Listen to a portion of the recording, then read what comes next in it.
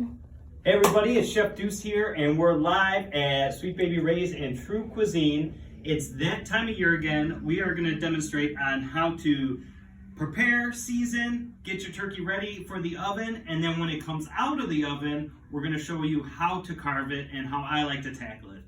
So right now we have a 10 to 12 pound whole turkey. That's what I really suggest. I don't suggest getting a 20-pound turkey or something like that. I find if you cook a bigger turkey, by the time the breast is cooked, it gets dried out when the thighs and the legs are done. So I would suggest if you need more meat, doing 2 smaller turkeys. So that's my first tip. So we do have this turkey. I'm gonna put some gloves on to keep my hands clean. You'll find that a lot of the turkeys, when you get them in the package, have these thermometers. I take this right out. We don't use this. I'm going to show you how to make sure your turkey's done, and you don't need this. I feel like if you use this as a guideline, your turkey's going to be overcooked. Okay, a couple more things before you start seasoning your turkey. In the neck cavity, there's going to be a bag, and there's some of the organ meats in here, the heart, and everything. If you want, you can cook this up. This is not something, one of my traditions, so I don't actually use this. I throw this away. The only thing I might do is the heart and the gravy. But then in the inside, on the front cavity, there is the neck. Now I do use this for the gravy. I season it with just a little salt and pepper, throw it in the oven, and then take it out when it's fully cooked and add it to my turkey stock for my gravy.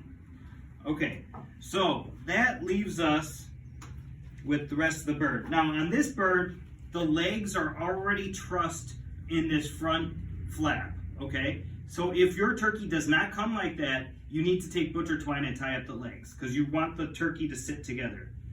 Secondly, I fold the wings underneath to kind of give it a resting point. So that first little wing tip just folded right underneath. It's pretty easy. Okay, then we're gonna come to add a little flavor and moisture, we're gonna add butter under the skin. Some people get a little weird with this, and some of our friends in the office here. But what you need to do is take the turkey from the front and separate the skin from the meat. And it's pretty easy. Once you get your hand under there, you can start creating a little pocket. And you do this on both sides. And you know, you don't have to go all the way in, but get as far as you're comfortable with. You do not want to tear the skin. That's the big part you do not want to do. So you got to be a little careful. But you're just creating a little pocket. Okay? And now, in that pocket, what we're going to do is add butter. Now, butter adds a lot of flavor, and it keeps that turkey breast moist. The dark meat has a lot of fat in it, and that'll keep itself moist, but the breast meat is a lean cut of meat, so we want to add some moisture, and we do that with butter. So we add a little bit of butter under the skin, and it will look a little bumpy, but that's okay, because as this heats up and cooks down in the turkey, you won't even know it's there, except for that it will be moist and juicy and taste good. Okay, a little bit more here, and just kind of squish it down. All right, next for seasoning, I keep it simple. You have a lot of other flavors going on with the meal, so the turkey I keep very simple, traditional. We use a house blend seasoning, which is kosher salt, black pepper, garlic powder, and onion powder. That's our main flavoring for the bird, and then some fresh chopped herbs, okay? So pretty liberally, you're gonna sprinkle this on. All over your turkey. Don't be afraid to pick it up and move it around. It's not gonna bite you. So we have a nice seasoning coating there. And then the fresh herbs. I use chopped parsley, thyme, and rosemary. You can use sage if you have it. But you want a nice coating on here. And that's gonna add some nice aromats and flavor and a nice presentation when it's done. Okay, now, the cavity. For me, I do not stuff my turkey with the stuffing I'm going to serve my family. I think that there's a lot of worry about cross-contamination, and what I feel is by the time that's 180 degrees in the inside, your turkey's overcooked. So what I do is I add a little bit of chopped vegetables and herbs and a little citrus. Now I stuff this, I have some onions, some celery, a little bit of orange, and some carrots, thyme, and parsley. Thyme and rosemary. So this goes inside the cavity, and this is going to add flavor and keep that inside moist as well. So a little bit of carrots, celery, and onions right on the inside. That is going to smell and taste delicious. Okay? So now, a little trick of the trade. We just spray the outside with oil a little bit, and that's going to give you a nice brown finish on your turkey. Okay? If you don't have one of these squirt bottles handy, another secret is you could use pan spray. Pan spray will give you a nice even coat as well. And do the same thing. You're just looking to crisp up the skin with this oil as it heats up in the oven. All right. So now, you're going to cook this in your oven at about 325 degrees. What I use is a pan with a rack. If you do not have a rack, you can put some celery ribs or some carrots cut in half to kind of hold it down so you don't burn the bottom of your turkey and it sets up and gets some air around it. Okay? So I would just set this and put this right in that pan, and then that's going to cook at 325, and it's going to take about 3 hours. But what you really want to do is make sure that you have an instant read thermometer. This is what is going to tell you when that turkey's done. You want it to be 165 degrees internal, okay? And I'll show you where to put that on the cooked turkey. Okay, so I'm just going to move this out of the way. Put this down. And please, if you have any questions, you guys know how to get a hold of me on Facebook or Instagram, Duce Raymond on both. Please, people ask me cooking questions all the time. And my family laughs at me because it's almost every year, right around dinner time, I'm starting to take calls because people are asking me, is their turkey done? How do I cut it? What about my stuffing? It's not brown on top. How do I fix it? So I always take phone calls on the holidays, even though I'm not working, but I really enjoy that part of my job, being able to talk to people. So please reach out, ask your questions beforehand if you like. Okay, so now we're going to do the whole turkey. I have cooked this one. And Helena, will you hand me that platter? Okay. So this came out. And when it was getting close to be done, I started checking the temperature.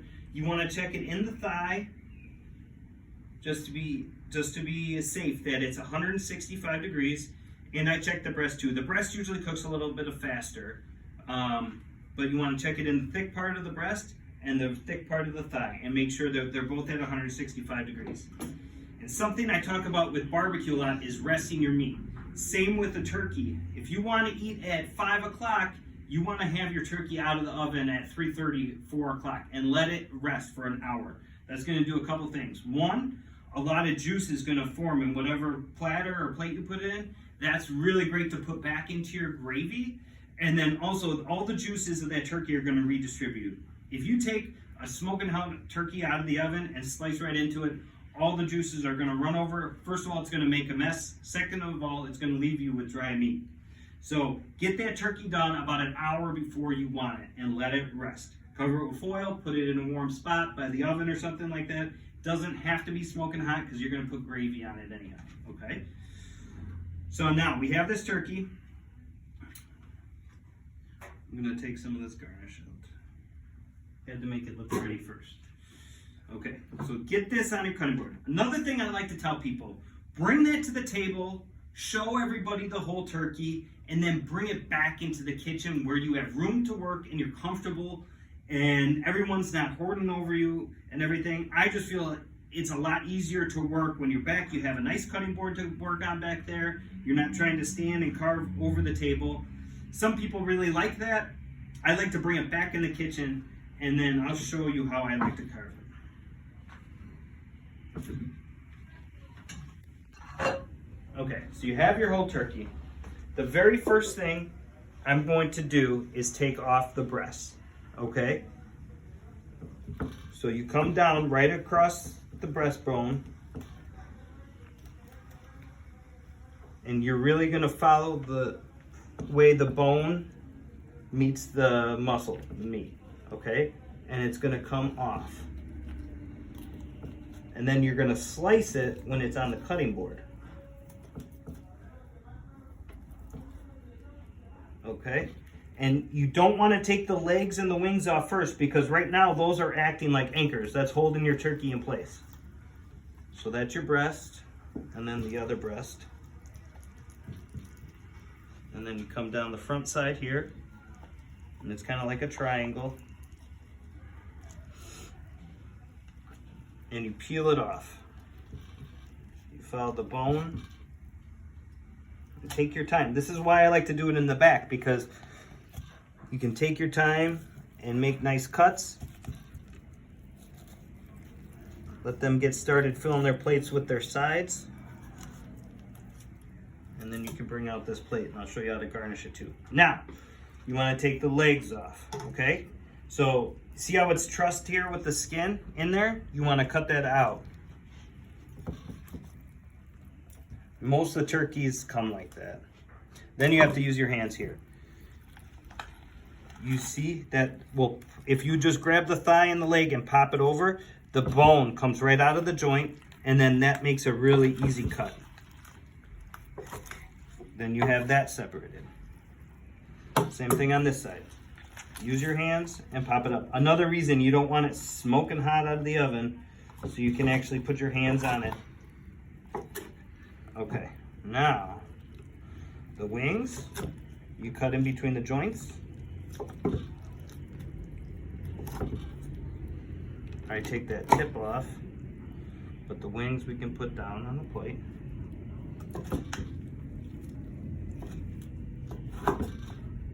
I don't take the meat off the wings, I just leave those whole.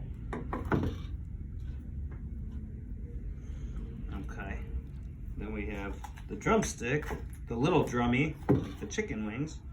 Also, I leave that whole. Someone will take that and have a nice snack.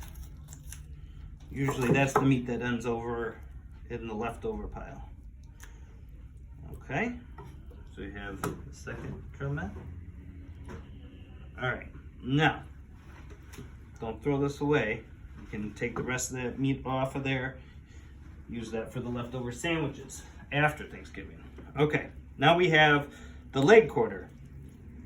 Okay, I like to keep the legs whole. Somebody in my family always likes to pick up the leg and just go to town on that baby. So we leave that whole, and then I'll take the meat off the thighs. So again, we'll do the leg here. And this. Okay. Now, for the thigh meat, you know, there's no perfect science to this. You just run your knife across the bone and take the meat off as best you can.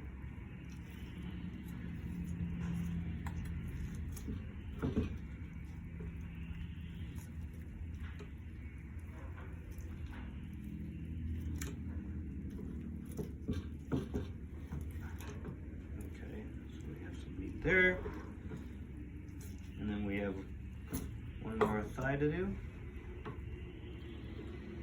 And again, you can see the mess here, but when the presentation comes out on this platter, it's going to be nice and clean and look gorgeous, and your guests are going to be able to serve themselves easily, and the slices will be nice and uniform. So now we have our thigh meat. Okay. And I just cut this into smaller chunks.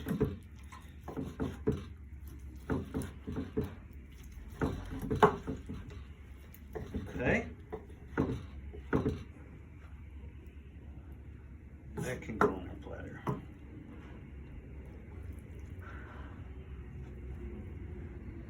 So then you have the dark meat over here. And now the breast meat. Okay, I leave the skin on, and I just make nice slices.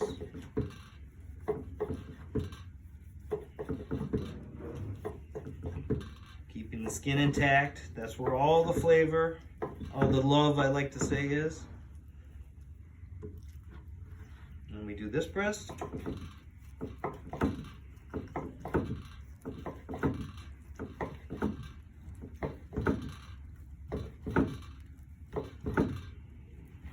Okay, so now we fan that out a little bit.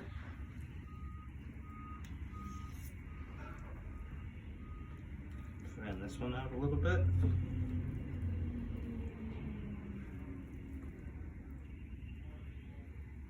Okay, now we garnish the platter.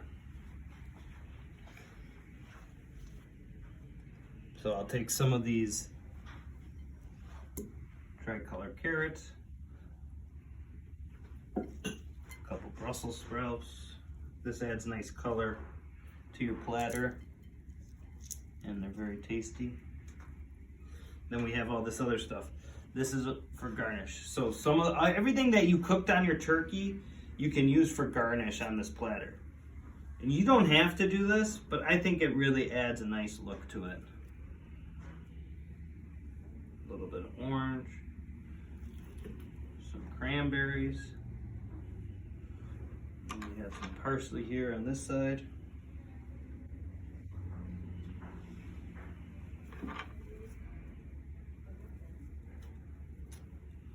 Some fresh thyme here. Let's see what else we got. Some rosemary.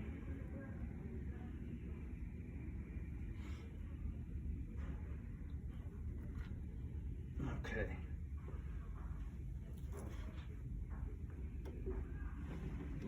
So now you have a beautiful presentation.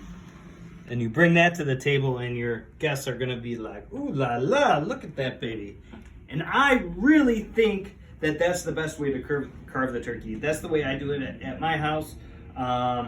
You're comfortable, you're back in your own space in the kitchen, and you can really make a nice presentation and everybody gets to enjoy. So now, if you don't want to go through all this work, seasoning the turkey, cooking the turkey, carving the turkey, you can call us and let us do it for you. So we're accepting orders for Thanksgiving until Monday, and then we'll also be doing this again for Christmas Eve and Christmas. We do it the day before. We fully prepare your meal. You just have to take it home and warm it up. And it's a great deal for you and your family if you want a little more time hanging out and less time in the kitchen. We can help you out. Check us out on Facebook, SBR Catering, and Instagram at SBR Catering, and enjoy the holidays.